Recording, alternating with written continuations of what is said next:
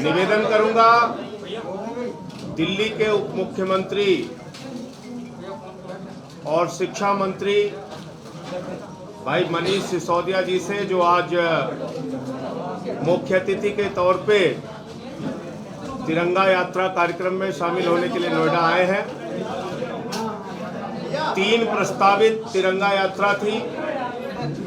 पहले आगरा में हुई 29 तारीख को, आज नोएडा में है और 14 तारीख को अयोध्या में है। इस तिरंगा यात्रा के पीछे हमारा उद्देश्य क्या है, विस्तार से वो सारी बातें मनीष जी आपके सामने रखें। धन्यवाद संजय भाई। साथ साथ मेरे साथ उपस्थित उत्तर प्रदेश के हमारे प्रदेश अध्यक्ष शिवाजी सिंह जी, भाई अवाना जी और तमाम साथी और पत्रकारगण। जैसा संजय सिंह जी ने कहा कि उत्तर प्रदेश में आम आदमी पार्टी की तिरंगा यात्रा चल रही है। इसका पहला चरण आगरा में था, आज हम नोएडा में हैं। 14 तारीख को अयोध्या में रहेंगे और इसके बाद फिर सभी 403 विधानसभाओं में ये तिरंगा संकल्प यात्रा निकाली जाएगी। तिरंगा संकल्प यात्रा निकालने का मकसद है कि हम सब लोग आज़ादी के 75वें वर्ष में अपने तिरंगे को हाथ में लेके गांव-गांव संकल्प लें और लोगों को दिलाएं कि ये जो तिरंगा हमारी आन बान शान है, ये तिरंगा सारी दुनिया में जो हमारी पहचान है। जिस तिरंगे की आन बान शान के लिए देश के शहीदों ने, आज़ादी के लिए लड़ने वाले लोगों ने और आज़ादी के बाद भी हज़ारों शहीदों ने जिस तिरंगे की आन बान शान के लिए जान दी है, उस तिरंगे की आन बान शान में उत्तर प्रदेश की राजनीति गुस्ताखी कर रही है। उत्तर प्रदेश की राजनीति ने हमेशा इस तिरंगे की आन बान शान को चोट पहुंचाने की कोशिश की है, क्योंकि अभी प्रदेश में भारतीय जनता पार्टी की सरकार है। भारतीय जनता पार्टी की सरकार हो या उससे पहली सरकार है, भारतीय जनता पार्टी के लोग अपने आप को राष्ट्रवाद की बात तो करते हैं, लेकिन जब इस तिरंगे के नीचे खड़े लोगों को अच्छी शिक्षा देने की बारी आती है तो वो उत्तर प्रदेश के लोगों के बच्चों के मिड डे मील का पैसा भी खा जाते हैं। इसी उत्तर प्रदेश में हमने देखा कि उत्तर प्रदेश के बच्चों के लिए स्कूल के मिड डे मील का गया पैसा भारतीय जनता पार्टी के लोग खा गए। और जब आप ही के जैसा एक पत्रकार जाके ये सवाल करने लगा कि भाई जिन बच्चों को मिड डे मील मिलना चाहिए था स्कूलों में, वहाँ नून तेल रोटी क्यों मिल रही है, तो उसको 6 महीने के लिए जेल में डाल दिया जाता है। ये तिरंगे की आन बान शान को बट्टा लगता है इस बात से, जब देश के बच्चों के मिड डे मील का पैसा चोरी कर लिया जाए और इस तिरंगे के नीचे बैठे हुए लोगों को उनके बच्चों को नून तेल रोटी खिलाई जाए मिड डे मील के नाम पर, और कोई पत्रकार उसको सवाल उठाए तो उसको 6 महीने के लिए जेल भेज दिया जाए।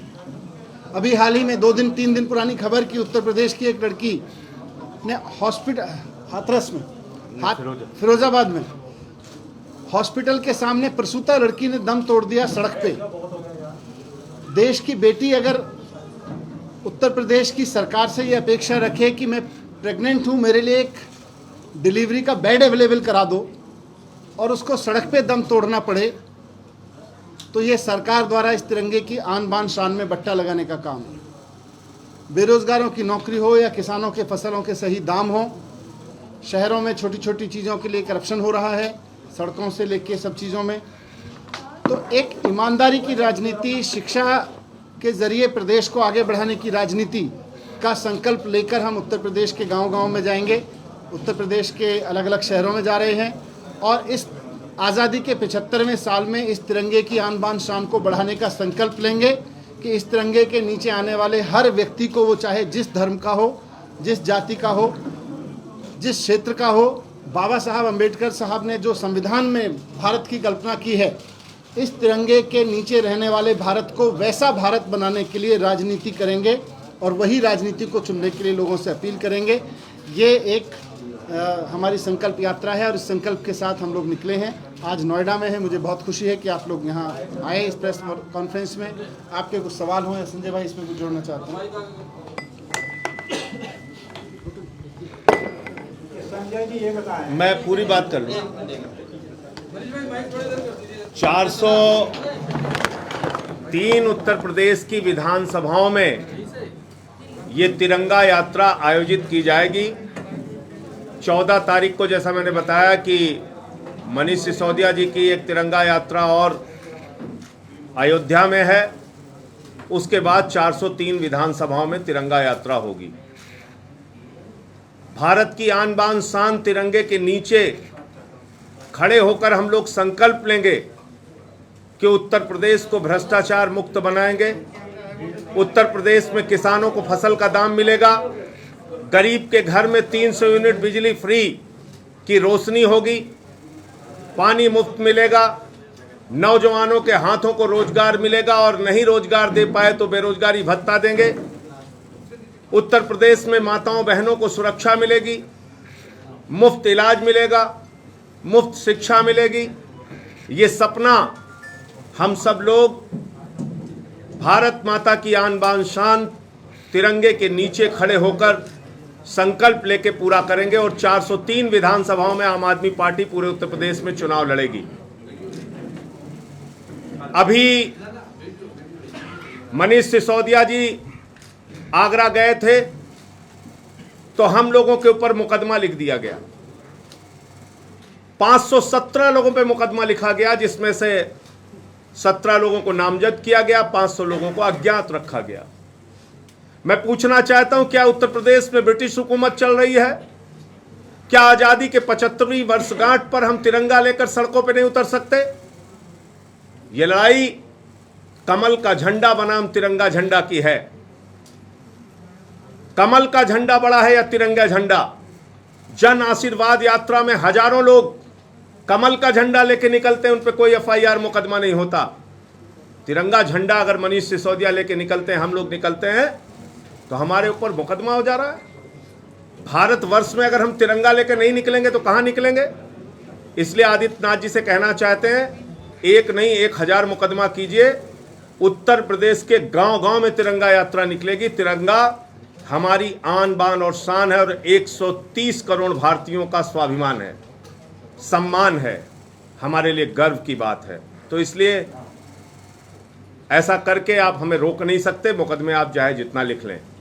दूसरी बात, आज नोएडा की यात्रा में आने के लिए कई जगहों पे लोगों को नोटिसेस भेज के रोका जा रहा है। क्या तिरंगा यात्रा में लोगों को आना अपराध है? तो ये जन आशीर्वाद यात्रा तो मुर्दाबाद यात्रा हो गई है बीजेपी की। हर जगह उनकी मुर्दाबाद लग रही है मंत्रियों की, उसके बावजूद वो लोग यात्रा निकाल रहे हैं और हमारी तिरंगा यात्रा को इतना बड़ा जन समर्थन मिल रहा है, इससे लोग बौखला गए, डरे हुए हैं। तो इसका फैसला उत्तर प्रदेश की जनता आने वाले दिनों में करेगी और व्यापक तौर पे और बड़े पैमाने पे हम लोग ये यात्राएं आयोजित करेंगे। आप लोगों के कोई सवाल हो? आपने कहा लोग रोक रहे हैं, नोटिस भेज कर, कौन रोक रहा है? मतलब किसकी तरफ से? आदित्यनाथ जी की सरकार रोक रही है। सरकार किसकी है? बीजेपी की है। आदित्यनाथ जी की सरकार है। मैंने वो चिट्ठी ट्वीट की है, देख लीजिए आप। 144 गौतम बुद्ध नगर में लागू है। सिर्फ आम आदमी पार्टी के लिए लागू है या भारतीय जनता पार्टी के लिए भी लागू है? एक सेकेंड, अगर हजारों की संख्या में जन आशीर्वाद यात्रा में कमल का झंडा लोग लेके निकल रहे हैं, कहीं पूरे उत्तर प्रदेश में एक मुकदमा हुआ उनके ऊपर? तो ये तो साफ भेद दिख रहा है। तिरंगा लेके निकलना योगी राज में, ब्रिटिश राज में ये अपराध है। अच्छी बात है कि उत्तर प्रदेश सरकार को तिरंगे से डर लगता है और यही तिरंगा यात्रा ही अब इनको बताएगी कि इनके डर को और बढ़ाएगी। आज भी नोएडा में तिरंगा यात्रा है, तो मुकदमे से आपके डर नहीं लग रहा है इस समय? आज 16 तो लिख चुके हैं, 17वां लिख देंगे। कितने दिन चलेगी? 1700 लिख दें। ये कितने दिन? इसके बाद 14 के बाद ये गांव-गांव निकलेगी और सारे 403 विधानसभा में जाएगी, सब में, जब तक चलाएंगे तब तक। आम आदमी पार्टी ने उत्तर प्रदेश के अंदर आधिकारिक रूप से हम लोगों ने इसकी घोषणा भी की है कि 1 वर्ष तक आज़ादी के 75वें वर्षगांठ पे हम लोग अलग अलग तरह के आयोजन करेंगे। तो पहला चरण ये तिरंगा यात्रा निकालने का है 403 विधानसभाओं में, उसके बाद दूसरे भी और कार्यक्रम हम लोग। संजय सिंह जी, कुछ खबरें ऐसी भी आ रही है कि आम आदमी पार्टी समाजवादी पार्टी के साथ गठबंधन कर सकती है, तो इस कल स्पष्ट तो कर दिया, सारे अखबारों में आ गया। 403 विधानसभाओं में आम आदमी पार्टी अकेले पूरे उत्तर प्रदेश में चुनाव लड़ेगी। एक मनीष जी, एक प्रश्न है। आपने कहा था कि देश की आन बान शान जो तिरंगा यात्रा है उसको लेकर यूपी सरकार गुस्ताखी कर रही है। आखिर गुस्ताखी के पीछे यूपी सरकार का क्या प्रयोजन है, क्यों ऐसा कर रही है? जाहिर सी बात है, देखिए, देश की आन बान शान देश के बच्चों को पढ़ाने से बढ़ती है। सरकारी स्कूल में पढ़ रहे हो या प्राइवेट स्कूल में पढ़ रहे हो। अब उत्तर प्रदेश सरकार तो उनके मिड डे मील का पैसा चोरी कर ले रही है, तो बच्चों के मिड डे मील का पैसा चोरी करने से, बच्चों के स्कूल की बिल्डिंग और स्कूल और किताबों का पैसा चोरी करने से तिरंगे की आन बान शान नहीं बढ़ती। तिरंगे की आन बान शान इस बात से बढ़ती है, और आज़ादी के 75वें वर्ष में तो हर हिंदुस्तानी को यह संकल्प लेना चाहिए कि हम शिक्षा के जरिए अपना देश खड़ा करेंगे।